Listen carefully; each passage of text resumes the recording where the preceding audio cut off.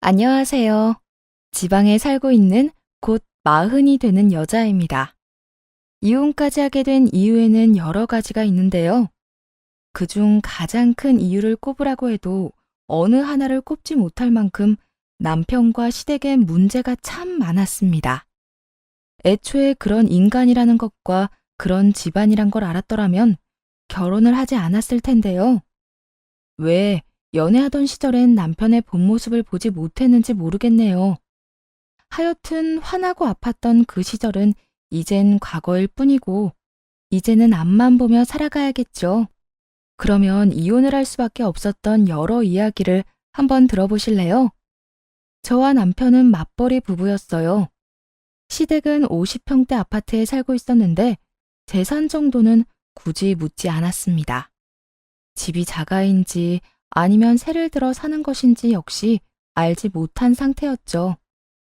남편의 집안을 보고 결혼한 것이 아닌 그저 남편 하나만 보고 한 결혼이었으니까요. 시댁의 재력은 결혼에 아무 문제가 없다고 생각했고요. 친정은 시댁보다 작은 평수의 집에 사시긴 했지만 보유하신 집이 꽤 있는 상황이었어요. 부모님이 사는 지역에 아파트 2채, 그리고 시골에 집 한 채를 보유 중으로 말 그대로 돈 걱정은 없이 살고 계셨죠. 부드럽고 여유로운 부모님 밑에서 자란 저는 결혼을 하고 처음 경험하게 된 시모의 성격에 조금은 놀랬네요. 시모의 성격은 별나다라는 말이 절로 나올 만큼 성격에 문제가 있는 사람이었는데 그 중에서도 가장 괴로운 건 한 번 꽂히면 포기란 모르는 사람처럼 몇 날 며칠을 그것만 가지고 사람을 괴롭힌다는 점이었죠. 처음 시작은 손주 문제였어요. 결혼한 지 1년도 되지 않은 어느 날 전화가 끊이지 않고 오더라고요. 일을 하느라 전화에는 신경을 쓰지 못하고 있었는데 급한 일을 끝내고 휴대전화를 보니 부재중 통화가 30통이 넘어가고 있었어요. 도대체 무슨 일인가 싶어 시모에게 전화를 걸려는 순간 시모에게 또다시 전화가 오더라고요.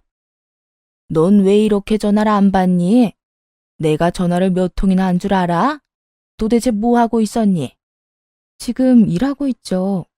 일할 땐 저 휴대전화 잘 못 봐요. 지금도 급한 일 끝내놓고 잠시 쉬는 시간이고요. 그런데 왜 그러세요? 무슨 일이길래 전화를 이렇게나 많이 하셨어요? 무슨 일까진 아니고 내 친구가 글쎄 이번에 손주를 보게 생겼다고 하더구나. 그래서 전화했어. 순간 그래서? 생각이 절로 나더라고요. 제 친구가 임신한 것도 아니고 시모 친구 며느리가 임신한 사실을 굳이 제가 알아야 할 필요는 없잖아요. 더군다나 일하는 며느리에게 부재중 30통 넘게 남길 만한 중요한 일도 아니라고 생각됐고요. 아, 그러셨어요. 그런데 그거 알려주시려고 저한테 전화하신 거예요? 그럴 리가 있니? 그 할망구 아직 뱃속에 있는 손주 자랑을 어찌나 해대는지 아주 하늘을 찌를 지경이었어. 지금도 그런데 그 애가 태어나면 얼마나 심할 거야? 난 죽어도 그 꼴은 못 본다. 우리 아들이 어디 부족한 것도 아닌데 다른 것도 아니고 손주 문제로 뒤처지는 건 난 못 봐. 한참을 시모의 말을 듣고 있자니 점점 불안해지더라고요. 이 이야기의 목적은 분명해 보였으니까요. 네, 맞습니다. 이 이야기의 끝은 결국 임신하라는 말이었네요. 그래서 하는 말인데 너 당장 애부터 갖거라. 너희가 아직 계획이 없다고 하니 기다려주려고 했는데 도저히 안 되겠어. 회사 다니는 것 때문에 안 되면 회사도 그만두고 애부터 만들어. 어머님, 그때도 말씀드렸잖아요. 저희 아이는 좀 더 있다가 가질 계획이라니까요. 그리고 남 따라서 애를 낳는 게 어디 있어요? 한 사람을 낳고 키우는 일인데 그건 아니죠. 뭐야? 그래서 넌 지금 내 뜻을 거역하겠다는 거야? 감히 네가 뭔데 내 손주 자식을 낳는다 만다 결정을 하는 게야? 넌 그냥 내가 시키면 시키는 대로 하면 되는 게야. 전 어머님이 시키면 시키는 대로 하는 꼭두각시 아니에요. 애 낳으라 명령하면 즉각 낳아주는 기계도 아니고요. 그러니까 아이 문제는 저희가 알아서 하게 내버려 두세요. 그러면 일이 바빠서 이만 끊을게요. 평소에 다른 문제는 시모의 뜻대로 웬만하면 해주려고 했지만 아이 문제만큼은 그렇게 할 수가 없었어요. 애 하나 키우는데 한두 푼 드는 것도 아니고 시모가 애를 낳으라는 이유 역시 납득이 되지 않았거든요. 무엇보다 남편과는 이미 좀 더 준비된 2년 뒤부터 아이를 갖자고 오랜 시간 상의하고 내린 결론이라 무턱대고 시모의 뜻을 따라줄 수는 없는 노릇이었죠. 남편 역시 같은 마음일 거라 생각했는데 그 생각은 며칠 뒤 산산조각이 나고야 말았어요. 시모는 제가 뜻대로 움직이지 않자 남편을 타깃으로 돌렸더군요. 남편을 들들 볶던 시모의 영향인지 처음엔 절대 생각이 없다던 남편이 아이 이야기를 꺼내기 시작했어요. 여보, 내가 잘 생각해봤는데 우리 아기 가지는 거 2년 뒤는 너무 늦을 것 같아. 뭐? 갑자기 왜 그래? 어머님이 당신 설득하는 것 같더니 홀랑 넘어가 버린 거야? 꼭 그런 건 아닌데 듣다 보니까 엄마 말이 틀린 말이 없더라고. 애는 1살이라도 어릴 때 낳는 게 애한테도 그렇고 당신 몸 회복에도 좋다고 하고 2년 뒤에 우리가 원하는 시기에 임신이 안 되면 그땐 어떻게 해? 지금부터 노력해도 언제 임신이 될지도 모르는 상황인데 마냥 미루고만 있는 건 아닌 것 같아. 그러다 덜컥 생겨버리면 어떻게 할 거야? 아직 우리 애 낳고 키울 만한 상황이 아니잖아. 아니, 어떻게 해서든 출산까진 한다고 쳐. 그러면 애는 누가 키워? 당신 혼자 벌어서 우리 아득바득 사는 거 난 싫어. 돈 때문에 애한테 짜게 구는 것도 싫고 돈 때문에 당신한테 잔소리하게 되는 건 더 싫단 말이야. 남편은 이 말에 수긍하는 듯했고 며칠 동안은 다시 이야기를 꺼내지 않더라고요. 그래서 이젠 포기했나 하고 안심하는 순간 아니나 다를까 다시 이야기를 꺼내기 시작하더군요. 여보, 우리 엄마가 애 낳기만 하면 다 알아서 해줄 테니까 얼른 낳기만 낳으래. 돈 걱정은 물론이고 당신 육아휴직 끝나면 그때부터 아기도 봐준다고 하던데 그러니까 우리 지금부터 노력해보자. 나 엄마 말 때문에 설득된 것도 맞지만 당신 닮은 아기 꼭 갖고 싶어서 그래. 만약 남편이 화를 내며 닥달했다면 넘어가지 않았을 텐데요. 이렇게 달래주며 저런 말을 하니 고민이 생기더라고요. 거기에다 출산 이후 가장 걱정이었던 육아 문제까지 해결을 해준다고 하니 더욱 흔들리기도 했었죠. 결국 전 달콤한 남편의 설득에 넘어가 애를 갖게 되었고 무사히 출산하게 되었습니다. 출산하기 바로 직전까지도 조리원 비용도 다 줄 테니 아무 걱정하지 말라던 시무는 막상 출산하고 조리원에 가게 되자 돈 이야기는 꺼내지 않더군요. 육아도 마찬가지였어요. 도와준다고 큰 소리 칠 때는 언제고 막상 아기와 함께 집에 돌아온 첫날엔 시모가 집으로 찾아오더니 도와주기는커녕 진상짓을 부리기 시작했어요. 아이고 우리 장손, 우리 아들을 닮아 너무 잘생겼구나. 인물이 아주 훤하다 훤해. 지금도 이런데 다 크면 여자 열어 돌리겠어. 그나저나 넌 뭐라고 그러고 서 있니? 밥 시간 지난 지가 언젠데 밥 안 차리니? 날 굶길 작정인 거야? 도움이 되지 않을 거라는 건 예상했지만 짐이 될 거라곤 예상하지 못했던 터라 당황스럽더라고요. 아이가 생각보다 더 우량하라 제왕절개했고 이제 조리원에서 나와 집에 도착한 사람에게 밥까지 차리라고 할 거란 걸 누가 상상이나 했겠어요. 시무는 누구보다 당당하게 밥 타령하고 있었고 아무래도 도저히 혼자 힘으론 안 될 것 같아 제 몸조리를 위해 근처 친척집에 지내던 친정엄마를 불렀네요. 제 연락에 친정엄마는 급하게 집으로 오셨고 시모의 인사도 제대로 받지 않고 남편에게 밥 타령을 시작하셨죠. 지금 밥 때 지난 지가 언젠데 우리 딸 밥 안 차려주고 뭐 하나? 네? 제가요? 그러면 여기 누가 밥을 하나? 제왕절개로 출산한다고 배 찢은 내 딸이 하나, 여기 갓 태어난 손주만 본다고 정신 빼놓은 사돈이 하겠나? 아니면 설마 내가 하길 바라는 건가? 아닙니다. 제가 해야 할 것 같네요. 그래, 얼른 차리게나. 남편은 하는 수 없이 주방으로 발길을 옮겼고, 시모는 그 꼴은 죽어도 볼 수 없다는 듯 남편을 붙잡으며 엄마에게 따지기 시작하더라고요. 아니 사돈, 집안에 여자가 몇인데 남자가 밥을 차린답니까? 그것도 내 귀한 아들을. 나는 절대 그 꼴은 못 봅니다. 시모는 절대 안 된다며 엄마를 몰아세웠고 엄마 역시 지지 않았고요. 여기 여자가 어디 있어요? 내 딸은 몸도 성치 않은 병자에 노인네 둘뿐인데 저는 이제 나이 먹어서 주방 일은 꼴도 보기 싫으니 정 아들이 주방이라는 게 보기 싫으면 사돈이 하면 되겠네요. 뭐라고요? 제 말이 어디 틀렸나요? 다른 일로 아픈 것도 아니라 아이를 낳느라 몸이 성치 않은 애라고요. 그런데 그런 애 보고 밥을 차리라는 게 제정신 박힌 사람이 할 말이라고 생각하세요? 전 제 딸을 그런 식으로 부려먹는 꼴 절대 못 보니 그렇게 밥이 드시고 싶으면 직접 차려 드세요. 엄마는 거세게 시모에게 대응하고 나섰고 시모도 엄마의 성격이 보통은 넘는다는 것을 느꼈는지 엄마 말대로 혼자 밥을 차려 먹더라고요.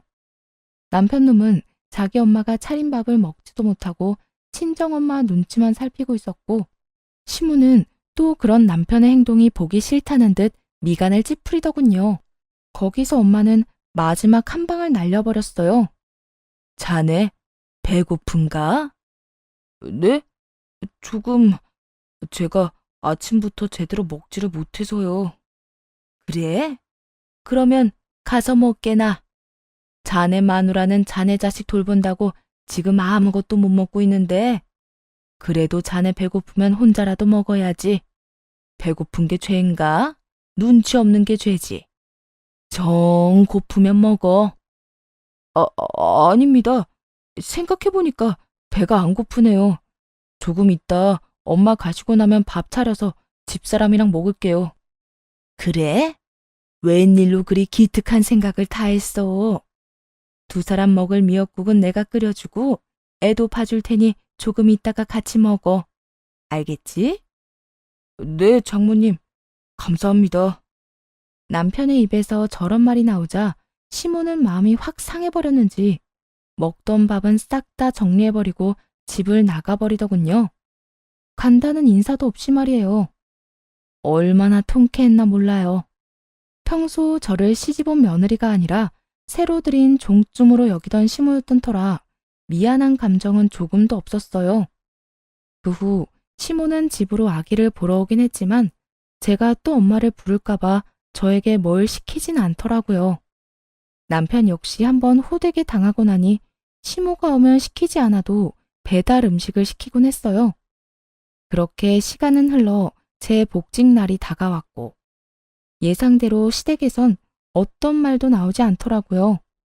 친정은 아예 다른 지역에 살아 도움을 받을 수 없는 상황이었고 하는 수 없이 제가 먼저 시모에게 말을 꺼내게 되었죠. 어머님, 저 이제 복직해야 하는데 언제부터 아기 봐줄 수 있으세요? 뭐? 나보고 애를 보라고? 봐준다고 하셨잖아요. 기억 안 나세요? 아기 낳기만 하면 뭐든 걱정하지 말라고 육아도 다 해주신다고 하셨잖아요. 그땐 네 마음 돌리려고 그냥 한 말이었지. 나 힘 없어 얘. 요즘은 걸어 다닐 힘도 없는데 애를 내가 어떻게 보니? 그냥 어린이집 보내. 들어보니까 아침부터 저녁까지 봐준다고 하던데. 거기 보내면 되지 않니? 어린이집 도움도 받긴 하겠지만 하루 종일 보내기엔 애가 너무 어리잖아요. 오전에만 보내고 오후에만 좀 돌봐주세요. 제가 최대한 일찍 퇴근해서 올게요. 난 못한다니까. 정 여의찮으면 도움이라도 구하면 되지 않니? 요새 도우미들도 애 잘 키워준다고 하던데. 넌 날 뭘 믿고 계속 애를 맡기려 그러니? 네 새끼니까 네가 알아서 해. 언제는 믿고 낳기만 하라더니 말이 달라도 너무 다르더라고요. 애초에 시모의 말을 다 믿은 건 아니었지만요. 그래도 최소한 복직할 때 육아를 도와주겠다는 그 약속만큼은 믿었는데 저딴 말이나 하니 화가 나더라고요. 알겠어요. 그럼 이모님 구할 테니 그 비용은 어머님이 내세요. 하루에 적어도 5시간 정도는 모셔야 할 테고 시간당 10,000원으로만 쳐도 하루에 50,000원씩이에요. 월급으로 드릴 거니까 달마다 돈 준비해 주시면 돼요. 너 미쳤니? 내가 그만한 돈이 어디 있어? 정 힘들면 절반이라도 내세요. 그냥 한 마리든 아니든 전 어머님 말만 믿고 임신에 출산까지 한 거였어요. 그러니까 하신 말씀에 책임은 져야 하지 않겠어요? 난 그럴 돈 없다. 그러니까 네가 알아서 해. 그 후 시모는 제 연락을 피하기 시작했고 남편에게 어떻게 할 것인지 물어보게 되었죠. 이제 복직이 코앞인데 어떻게 할 거야? 어머님은 걸어 다닐 힘도 없어서 애 못 봐준다고 도우미 구하라고 하면서 돈은 못 보태준다고 하더라. 난 무슨 일이 있어도 이번에 복직할 거니까 당신이 어머님한테 가서 돈 받아와. 우리 엄마가 그런 돈이 어딨어. 그런 돈도 없으면서 이모님 구하란 말은 왜 그렇게 쉽게 하셨대? 병원비, 조리원 비용도 그래. 그렇게 큰 소리 치더니 결국 하나도 해결 안 해주시고 육아도 다 해주실 것처럼 말해놓고선 그냥 안 된다는 것도 아니고 절대 안 한다고 하는 게 말이나 돼? 남편을 무서울 만큼 몰아붙였고 남편은 고민하는 듯 하더니 시댁의 진실을 털어놓더라고요. 그게 사실은 우리 집 자가 아니고 월세였어. 그것도 외국에 사는 엄마 친구분 집이라서 아주 저렴하게 있던 월세. 그런데 이번에 그 친구분 아들이 결혼한다나 봐. 그래서 급하게 집을 빼줘야 하는데 이사 비용부터 집 구하는 것까지 돈이 많이 들어서 당신한테 줄 돈이 없어. 기가 막혔습니다. 시댁이 월세살이라 기가 막힌 것이 아니라 출산을 하기 전 돈이 없으면 그 아파트를 팔아서라도 애 키울 돈을 주겠노라 큰 소리를 치던 시모의 얼굴이 떠올라 기가 막혔어요. 그냥 시모의 말은 처음부터 끝까지 다 거짓말인 셈이었어요. 그것이 끝이 아니었어요. 남편은 시모에게 돈까지 줬더라고요. 애초에 집은 없었던 거네? 그러면서 나한테 말끝마다 집 타령을 하신 거야? 도대체 어머님 말에 진실이란 게 있긴 해? 어떻게 다른 사람도 아니고 나한테까지 그런 거짓말을 할 수가 있어? 굳이 거짓말을 하려고 한 건 아니었을 거야. 그냥 말을 하다가 보니까 그런 말이 나온 거지. 하여튼 그런 줄 알고 엄마한테 돈 달라는 말 하지 마. 오죽 없었으면 이사 비용도 내가 빌려줬다고. 뭐? 이미 이사도 했고 그 비용도 당신이 준 거야? 왜 그걸 나한테 말을 안 해? 어머님 짐도 많아서 꽤 큰 돈 들어갔을 텐데 그 돈을 나하고는 상의도 안 하고 그냥 줬단 말이야? 그냥 준 게 아니라 빌려줬다니까. 그게 그냥 준 거랑 뭐가 달라? 빌려줬다고 한들 돌려주면 받기나 할 거야? 아니, 돌려주시긴 한데? 내가 진짜 화나는 게 뭔지 알아? 당신이 나랑 상의 한마디를 안 했다는 거야. 이런 일은 나랑 상의 정도는 했어야지. 아, 진짜 적당히 좀 해. 내가 번 돈으로 우리 엄마 좀 도와주겠다는데 그것도 당신이랑 상의해야 해? 그까짓 몇백만 원 큰 돈도 아닌데 상의는 무슨 상의야? 이 말을 듣는데 그렇게 섭섭할 수가 없더라고요. 물론 시모의 일이니 남편도 안 나설 수가 없는 상황일 테고 여러 문제로 남편도 예민해져 있단 거 이해합니다. 그런데 저런 식으로 말할 필요까진 없지 않나요? 굳이 남편은 고르고 골라 제가 상처받고 화날 만한 말들로 쏘아붙이더라고요. 어떻게 그렇게 말할 수가 있어? 우리 이제 한 생명을 책임져야 하는 사람들이야. 이런 것도 상의 안 하고 너는 너대로 나는 나대로 살면 도대체 어쩌자는 건데? 그리고 몇백이 작아? 우리 한 달 생활비보다 많은 돈이야. 그러면 내가 그 돈도 주지 말고 우리 엄마 힘들게 만들어야 했어? 왜 계속 같은 말을 하게 만들어? 내가 말했지. 도움을 준 것 자체가 화가 나는 게 아니라고. 상의 정도는 해야 했다는 말이잖아. 그런데 당신 뭐라고 그랬어? 내 돈 내가 쓴다고? 그게 나한테 할 말이야? 아, 몰라. 난 틀린 말 했다고 생각 안 하고 앞으로도 이렇게 할 거니까 당신도 복직해서 돈 벌면 알아서 써. 나도 신경 안 쓸 테니까. 그 복직은 할 수 있을까 싶긴 하지만 말이야. 그 순간 어떤 생각이 들었는지 아세요? 제가 이러려고 애를 낳았나 하는 생각이 들었네요. 저를 설득하려 무슨 말이든 해야 했다고는 치지만 이건 해도 해도 너무한다는 생각밖에 들지 않더라고요. 거기에다 복직을 못할 거라 확신하는 남편의 말은 더욱 큰 상처로 다가왔고요.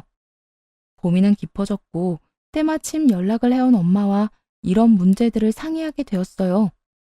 몸도 마음도 힘든데 기댈 곳이 없으니 엄마에게 기대게 되더라고요. 너 복직할 때 다 돼가지 않니? 시댁에선 약속대로 우리 손주 봐주신대. 아, 그렇지 않아도 그것 때문에 요새 생각이 많아. 어머님은 거동도 힘들다고 애는 절대 못 봐준다고 하고 남편은 남편대로 내 돈은 내 마음대로 쓸 거니 상관 말라 하고 이대로 가다간 그나마 모은 돈도 뺐어야 할 텐데 그 돈마저 다 쓰고 나면 남편한테 생활비 달라고 애걸복걸하면서 살게 생겼어, 엄마. 그렇다고 저 어린애를 어린이집에 온종일 맡길 수도 없고 어떻게 해야 하나 고민이야. 넌 그런 고민이 있으면 진작 엄마 아빠한테 연락을 했어야지. 내가 아무래도 네 시어머니가 그렇게 나올 것 같아서 연락한 거야. 기다려. 아빠랑 상의해서 이 엄마가 어떻게 해서든 너 도와줄게. 그렇게 전화를 끊어버린 엄마는 곧장 살던 집을 팔아버리고 아빠와 함께 저희 집 근처로 이사를 오시더군요. 너무나도 죄송했고 그만큼 너무나도 감사한 상황이었죠. 그렇게 부모님이 빠르게 움직여 주셨지만 이미 복직 시기는 지나버렸고 우겨서 복직을 하기에도 애매한 상황이었어요. 그렇다고 이대로 주저앉기엔 남편의 행동이 너무 얄미웠네요. 아이에게 들어가는 돈 말고 제가 쓸 돈까지 구걸하고 싶지도 않았고요. 그래서 고민 끝에 사업을 시작하기로 했어요. 원래 직업이 광고 관련 일이었는데 퇴직금 중 일부로 사무실을 얻어 1인 사업을 시작한 것이었죠. 1인 사업을 시작한다고 했을 때 남편이 했던 말이 아직도 잊혀지지가 않네요. 사무실은 다 정리했냐? 내일부터 정식 오픈이야. 광고는 어제부터 나가고 있고. 왜? 갑자기 관심이 생겨? 아니, 얼마 만에 망하고 올려나 구경이나 하려고 그러지. 1인 사업이 어디 쉬운 줄 알아? 괜히 월세나 까먹고 나한테 도와달라고 하지나 마.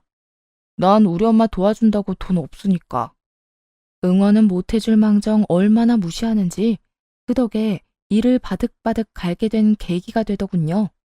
이때부터였던 것 같아요. 처음 남편의 실체를 알게 되었을 땐 아기가 어려 이혼 생각도 하지 않았었는데 사업장을 내면서부터는 이혼도 함께 고민하게 되더라고요. 능력만 된다면, 그래서 아이만 혼자 키울 수 있다면 굳이 저딴 인간과 함께 살지 않아도 된다고 생각이 들어서요. 그렇게 여러 이유로 참 열심히 일했습니다. 처음엔 물론 힘들었어요. 이 일에 대해서는 누구보다 잘 알고 잘할 수 있다고 자부했지만 사업을 이끌어간다는 건 생각보다 많이 힘든 일이더라고요. 하지만 한둘씩 의뢰가 들어왔고 무엇보다 원래 저와 일하던 거래처분들의 도움을 얻어 점점 상황은 나아지기 시작했어요. 벌이는 점점 좋아져서 남편의 월급을 뛰어넘게 되었고 남편은 어느 순간부터 제가 돈을 좀 번다 싶었는지 그렇지 않아도 적게 주던 생활비를 주지 않기 시작했죠. 남편이 버는 돈으로 도대체 무얼 하는 것인지는 굳이 물어보지 않아도 알 수가 있었어요. 시모는 못 보던 옷과 가방, 액세서리를 걸치고 집에 오곤 했고 남편이 몸에 걸친 것도 하나둘 명품으로 도배가 되기 시작했으니까요. 번 돈을 다 치장하는 데 써도 그 정도 능력은 안 될 텐데 그렇게 사치를 하는 게 어이없었지만 굳이 상관하지 않았네요. 이미 이혼하겠다는 생각은 분명해져 있는 상황이었고 돈도 따로 쓰자고 한 만큼 빚이 생기더라도 그 또한 당연히 각자 알아서 해결해야 한다고 생각했으니까요. 남편은 빚까지 져서 골프를 치러 다니고 시모는 남편의 돈으로 이곳저곳 여행을 다니기 시작했고 심지어는 모임에서 가는 해외여행도 덜컥 예약을 해버렸다고 하더라고요. 이번에 우리 엄마 모임에서 해외여행 가는 거 알지? 모를 수가 있겠어? 당신 엄마가 한 달 전부터 예약했다면서 곧 간다고 노래를 부르고 다니는데. 그 여행 나머지 잔금 당신이 좀 내줘야겠어. 내가 해결하려고 했는데 나 요새 돈이 좀 부족해서 잔금 치를 돈이 없어. 내가 왜? 없으면 그냥 취소해. 나라고 뭐 돈이 차고 넘치는 줄 알아? 그러지 말고 좀 해줘. 지금 취소하면 예약금 다 날려야 하는데 아깝지도 않아. 내 돈도 아닌데 내가 아까워해야 해? 당신이 그랬지. 각자 돈은 각자 알아서 쓰자고. 그러니까 이번에도 각자 일은 각자 알아서 해결해. 괜히 나한테 이런 식으로 부탁하지 말고 말이야. 요새 보니까 빚까지 내서 사치 부리고 다니는 것 같은데 빚 좀 더 내서 보여줘. 그러면 되잖아. 한도 끝까지 찼으니까 그렇지. 그러지 말고 그냥 돈 좀 줘. 당신 돈 잘 벌잖아. 당신 요새 내 뒷조사하고 다니니? 난 내 벌이에 대해서 말한 적도 없는데 내가 잘 버는지 못 버는지 어떻게 알아? 당신 얼굴에 웃음꽃이 폈는데 그것도 모를까 봐. 하여튼 좀 내놔. 돈 생기는 대로 줄 테니까. 나야말로 하여튼 못 줘. 그러니까 알아서 해결해. 끝까지 못 준다고 하자 남편은 시모에게 전화를 걸어 모든 상황을 알리고 전화를 바꿔주더라고요. 얼마나 치사한 짓거리를 해대는지 헛웃음이 날 지경이었어요. 너 진짜 이런 식으로 나올 거야? 예약금이 한두 푼도 아닌데 그걸 날리게 그냥 둘 거라고? 그 돈이 어떤 돈인데 그냥 날리게 만들어? 헛소리 하지 말고 얼른 돈이나 보내거라. 난 무슨 일이 있어도 이 여행 가야 하겠으니. 그렇게 가고 싶으면 어머님 돈으로 가세요. 그러면 될 텐데 왜 저한테 이러시는 건지 전 도무지 이해가 안 되네요. 이해가 안 돼? 뭐가 이해가 안 되니? 네가 내 며느리이고 며느리도 자식인데 내가 여행을 간다고 하면 당연히 네가 자식된 도리로서 보내줘야 하는 거야. 그 정도는 기본이라고. 그거야 평소에 제가 자식 취급이라도 받았을 때 해당하는 이야기고요. 전 100번, 1000번을 생각해도 그런 대접은 받은 기억이 없으니 절대 그 돈 못 드려요. 그러니까 두 사람이 알아서 해결하세요. 그렇게 칼같이 두 사람의 부탁을 거절했고 결국 예약금만 날렸다고 전해 들었네요. 시모의 친구들이 비행기를 타는 날 시모와 남편은 저에게 따지기 위해 사무실로 찾아왔어요. 화낼 때 유난히 더 닮은 얼굴을 하는 두 사람은 똑같은 얼굴로 화를 내기 시작하더군요. 오늘 내 친구들은 여행 가버렸고 결국 내 아들 돈은 다 날렸다. 이제 좀 후련하니? 이제 좀 네 마음이 통쾌해? 어떻게 돼 내가 돈 아까운 줄 모르니? 너 때문에 허공에 그 큰 돈을 날려버렸다고. 돈 아까운 줄 아니까 안 준 거예요. 어머님 아들이 내 돈은 내 돈, 네 돈은 네 돈이라면서 제가 땡전 한 푼 못 벌 때 통보했는데 못 들었나 봐요? 그거야 그거고 이건 이거지. 아무리 돈 관리를 따로 한다고 해도 어떻게 시어머니 여행 경비마저 안 주는 게 어디 있어? 어디 있긴 여기 있잖아요. 남편도 남편이지만 어머님도 참 뻔뻔하네요. 제가 그렇게 힘들어할 땐 도움 한 번 안 주더니 저한테 와서 돈 이야기를 꺼내고 싶으세요? 저 같으면 미안해서 말도 못 꺼낼 것 같은데. 시모는 그 말에 아무 말이 없었고 남편은 시모가 밀린다 싶었는지 시모를 대신해 저에게 따지기 시작했죠. 당신 아무리 그래도 엄마한테 말이 좀 심하다. 뻔뻔하다니 너무 버릇이 없잖아.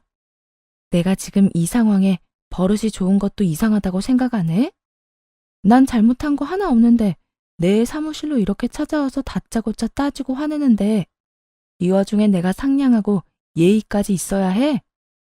어떤 상황에서도 당신은 우리 엄마한테 예의를 지켜야지. 우리 엄마가 당신한테 시어머니인데. 아, 그래?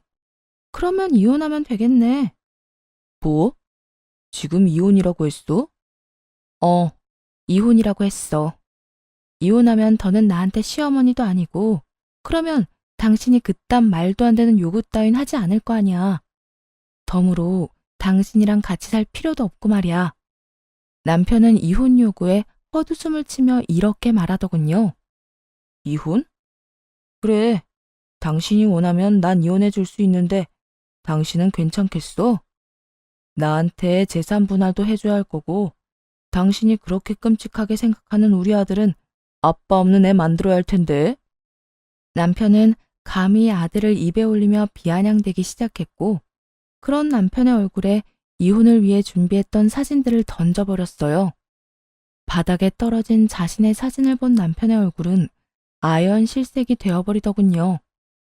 남편이 보고 이토록 놀란 사진은 바로 남편이 어린 골프장 캐디들만 고르고 골라 차마 입에 담지도 못한 추악한 행동을 하는 모습이 찍힌 사진이었죠. 이걸 어떻게... 당신 내 뒷조사라도 하고 다녔어? 이렇게 대놓고 이딴 짓을 하는데 굳이 뒷조사할 필요가 있겠어? 당신이 다니는 그 골프장 사람들이 나한테 이 사진 보내왔더라. 얼마나 행실을 더럽게 하고 다녔으면 그 사람들이 남편한테 한 소리 좀 하라고 이런 사진을 다 보냈겠어. 그렇습니다. 제가 준비한 사진은 골프장 캐디가 보낸 사진이었어요. 잠깐 남편과 사이가 좋던 시절 함께 라운딩을 나간 적이 있었는데 그때 저를 기억하고 있던 캐디가 연락해온 것이었죠. 친동생처럼 생각하는 동생이 남편의 선 넘는 행동에 곤욕을 치르고 있었더라고요. 남편은 너무나도 추접스럽게도 어리고 생활이 힘든 캐디들만 골라 말과 행동으로 괴롭히곤 돈으로 그 입을 막고 있었다고 하더군요. 그것뿐만이 아니었어요. 이런 사실을 알고 남편의 뒷조사를 시작했더니 남편이 친정에서 가지고 있는 시골집을 오가며 시세를 알아보고 있다는 사실도 알게 되었죠. 마침 개발 호재가 있었는데 어떻게 해서든 그 돈을 빼내 사업을 하려고 이미 회사도 그만둔 상태였더군요. 저에게는 사업이 그렇게 망할 거라 호언장담하더니 제가 승승장구를 하니까 자기도 분명 자금만 있다면 성공할 거라 믿었나 보더군요.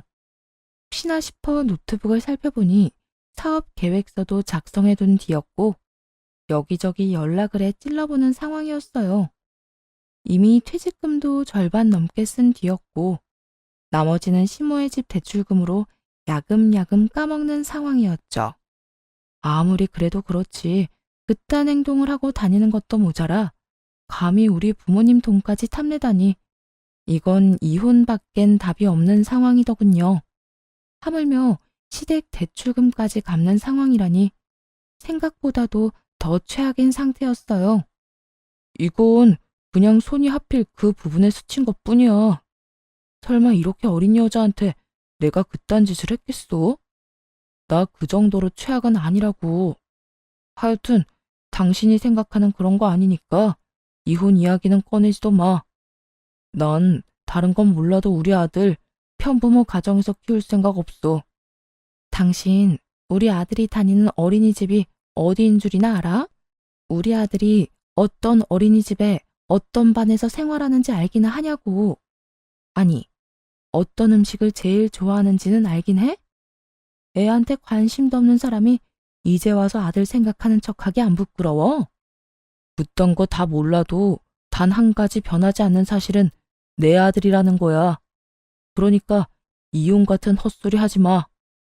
남편은 말도 안 되는 소리를 해대며 이혼을 막아보려 했었고 시모 역시 그런 남편을 돕기 시작하더군요. 그래, 우리 아들 말이 다 맞다. 감히 내 귀한 손주를 반쪽짜리 가정에서 키울 생각을 해? 네가 낳았지만 우리 아들 핏줄이다. 너한텐 그런 권한이 없다니 말이야. 그러니까 잔말 말고 지금 살던 대로 살아. 이 사진도 그래. 누가 악의적으로 우리 아들 모함하려고 이딴 거나 찍어 보냈나 본데. 난 우리 아들 이렇게 키운 적 없다. 다른 건 몰라도 우리 아들은 내가 제일 잘 알아. 아, 그러세요? 뭐가 진실인지는 지켜보면 다 알게 되겠죠.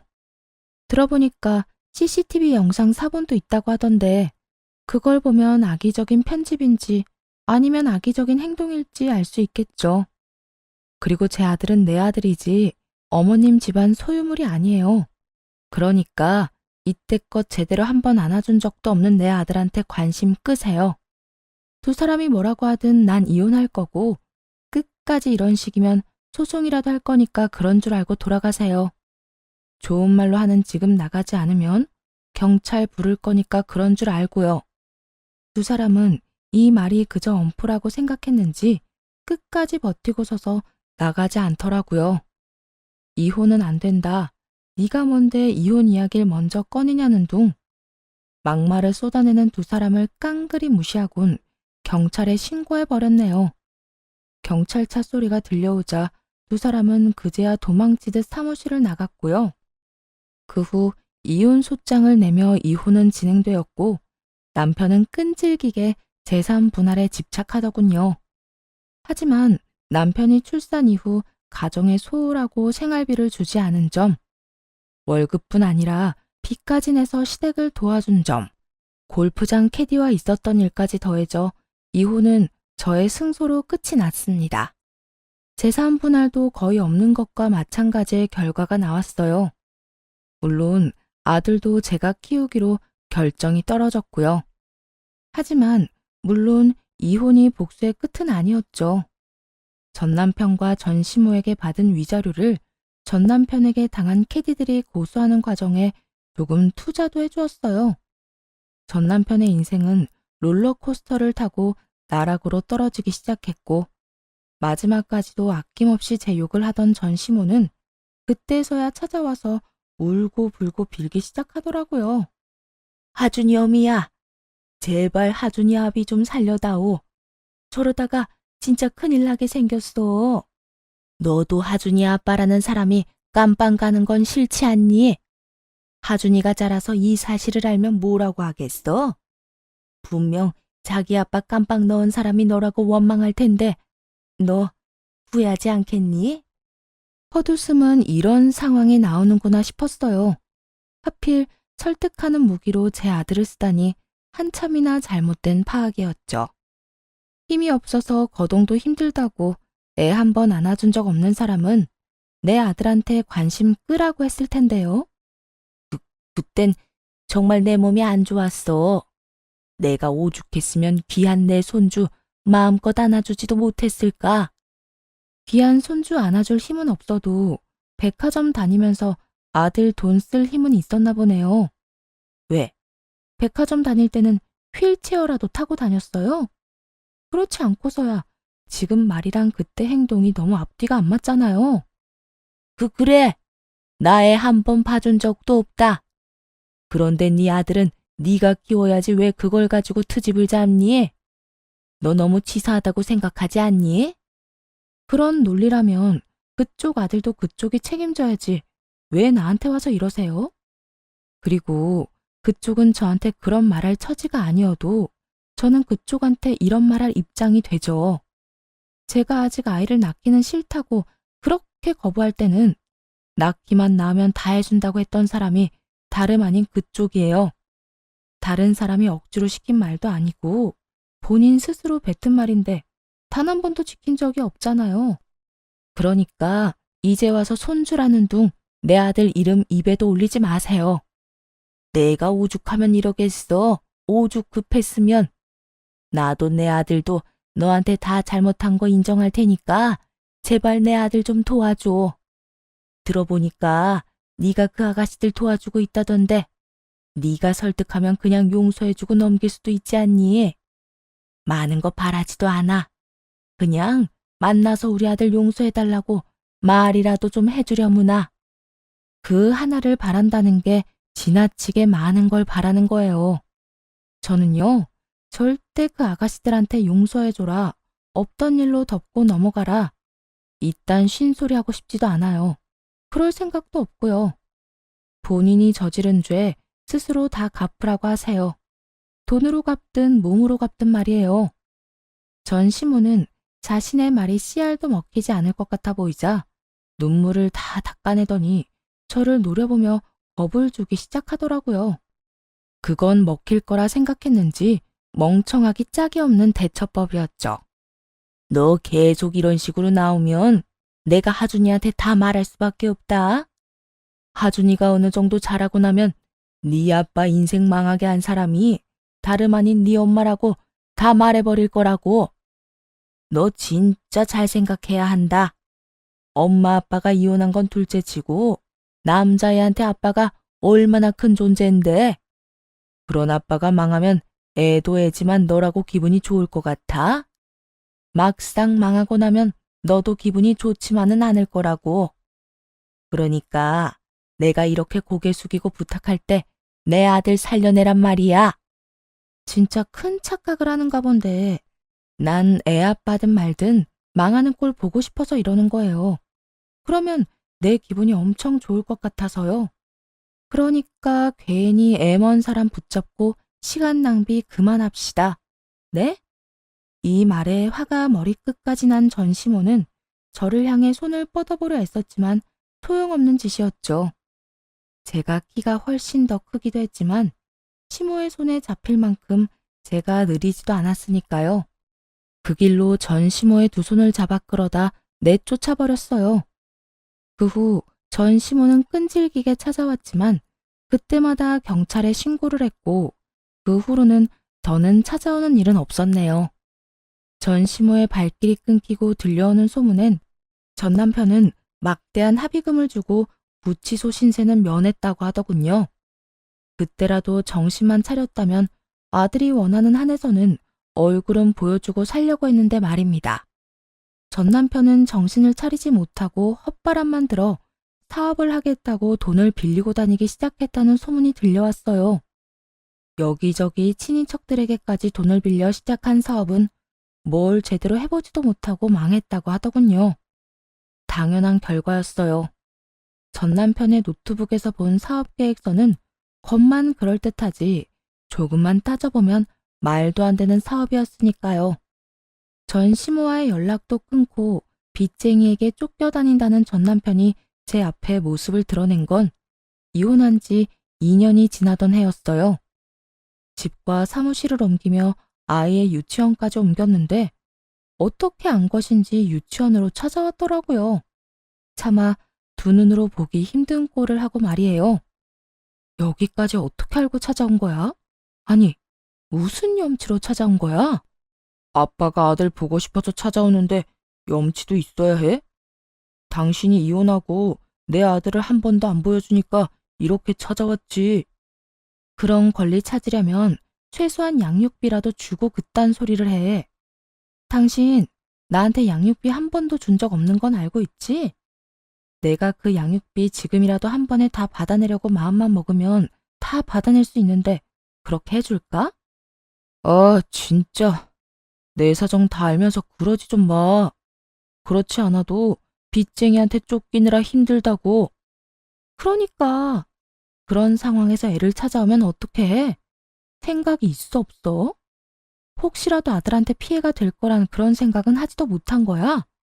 하긴 당신이 그런 생각까지 할 수 있는 사람이면 지금 이런 꼴이 되지도 않았겠지. 다 집어치우고 찾아온 진짜 이유나 빨리 말해. 괜히 하준이 얼굴 보러 왔다는 되지도 않는 핑계 대지 말고. 다른 사람이었다면 정말 아들이 보고 싶어 왔단 말을 믿을 수도 있었겠죠. 하지만 제가 아는 전 남편은 절대 아들이 보고 싶어 온 사람이 아니라고 확신할 수 있었어요. 분명 다른 용건이 있을 수밖에 없는 얼굴이기도 했고요. 그게 나 돈 좀 줘. 이제 정말 땡전 한 푼 없어서 길거리에서 자야 할 신세야. 그러면 그렇지. 어쩌다 그런 꼴까지 됐니? 한심하다 한심해.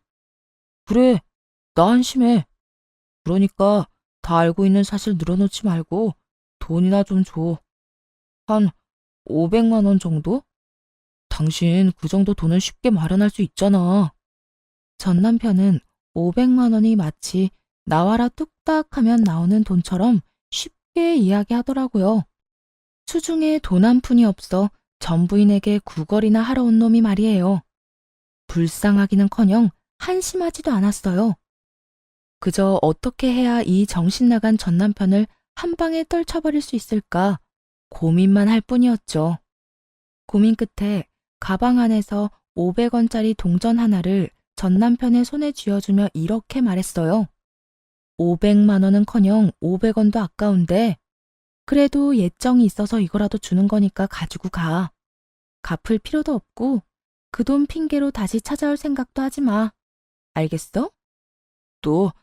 너 지금 누굴 거지 취급하는 거야? 누가 이까짓 500원 받으러 여기까지 왔대? 500만 원 내놓으라고. 지금 당신처럼 오갈 데도 없어서 길거리에서 자고 돈이나 구걸하고 다니는 사람이 거지인 거 몰라? 거지한테 거지 취급해주는 건데 무슨 문제라도 있어? 그리고 500만 원을 빌려달라고 사정해도 얼굴에 침이라도 뱉고 싶은 심정인데 그냥 내놓으라고? 내가 미쳤어? 당신 같은 인간한테 그 큰 돈을 주게? 이 한심하다는 단어도 아까운 인간아. 그렇게 돈이 궁하면 공사판이라도 가서 일을 해. 여기서 아까운 시간 허비하고 다니지 말고. 전 남편은 꼴에 자존심은 남은 것인지 제가 준 500원을 바닥에 던져버리더라고요. 그리곤 무섭지도 않은 엄포를 놓기 시작했죠. 내가 너한테 복수하기 위해서라도 꼭 성공하고 말 거야. 그때 가서 후회하면서 매달리시나 말란 이 말이야. 그래, 제발 성공 좀 해라. 그래서 그 차마 두 눈 뜨고 보기 힘든 꼴 말고 제대로 된 꼴로 찾아와서 내 약 좀 올려보란 말이야.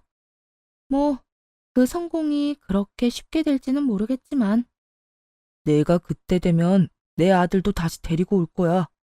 데리고 와서 너한텐 얼굴도 안 보여주고 살 거라고. 이루어질 수 없는 일이란 걸 알지만 그 말을 듣는데 주체할 수 없을 만큼 화가 나더라고요. 쓰레기와 가깝게 있고 싶지도 않아 거리를 두고 있었는데 그 순간 생각이 끝나기도 전에 전 남편의 얼굴로 손이 날아가더군요. 너 지금 나 때렸냐? 왜? 반대쪽도 때려줘? 네가 뭔데 날 때려? 네가 뭔데? 그러는 넌 뭔데 감히 내 아들을 입에 올려? 네가 뭔데 감히 내 아들을 가지고 그딴 말을 짓거리는 거냐고. 너 두 번 다시 내 앞에 나타나지 마. 한 번만 더 내 눈에 네 머리카락이라도 보이잖아? 내가 무슨 수를 써서라도 너 가만히 안 둘 거야. 네 빚쟁이들한테 다 연락해서 오라고 한 다음에 너 도망도 못 가게 붙잡고 늘어져서 그렇지 않아도 막장인 네 인생 더 막장으로 몰아넣어 버릴 거야. 알겠어? 그렇게 고함을 지르며 전 남편을 몰아세우자 겁먹은 남편은 그대로 주랭랑을 치더라고요. 바닥으로 던져버린 500원도 잊지 않고 주워들곤 말이에요. 꽁지가 빠져라 도망가는 그 뒷모습을 보는데 그제야 한심하다는 생각이 들며 그 꼴 참 보기 좋다고 생각했네요. 그렇게 전 남편과의 인연도 끊어내고 어느새 아들은 초등학교 입학을 앞두고 있어요.